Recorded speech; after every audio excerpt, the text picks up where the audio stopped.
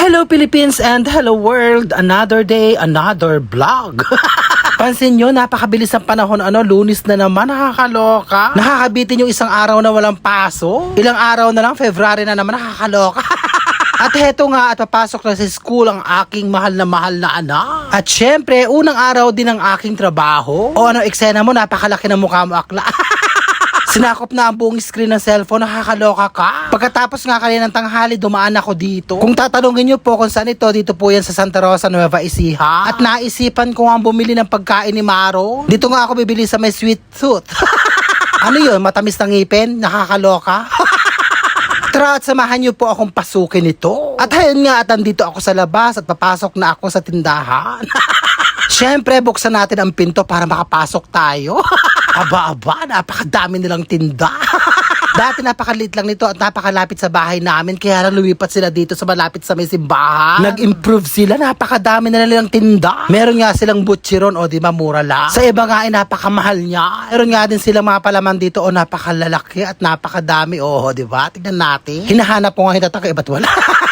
Siyempre, kailangan nating i-check kung kailan ang expiry date, di ba? Meron na nga din napakadami nilang dilata dito, di ba? Takna pa. Pagkatapos may mga luncheon meat, tinanong ko nga sa kanila kung ano ang pinakamasarap dito. Ang sagot nila sa akin, yung pinakamahal daw, yun daw ang pinakamasarap. Kaya subukan natin na tikman. Pagkatapos nga, hinahanap po yung seaweed na paborito ni Maro. At nandito lang pala sa may baba, napakadami. Akala ko nga 35 pesos yung pala, hindi. At nandito pala sa ilalim ng totoong presyo. At syempre, dito matatagpuan ang napakadaming chocolate. Diba, pack na pa. Napakadami mong pagpipilian, napakamumura pa. Sa sobrang dami nga, hindi ako makapili ng gusto ko.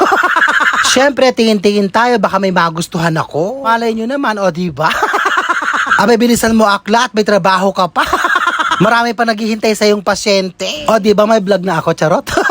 Yung mga nakakakilala nga sa akin, tuwing makikita ako, tinatanong nila kung bakit hindi na ako nagbablog. Abay, namimiss nga daw nila ang aking voice over, nakakalok.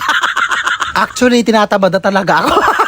Siyempre, maghapon ka nagtatrabaho, tapos mag-vlog ka pa, mag-voice over ka pa. Abay, nakakapagod din yun, Tumatanda na din ako, nakakaloka. Iba talaga ng kabataan natin. Magilas nga tayo noon, pero ngayon hindi na. Pagkatapos isa pa, hindi ka nadidiligan, charot. Di ba ang halaman pag hindi nadiligan natutuyo din? Gumarampingat nga akla.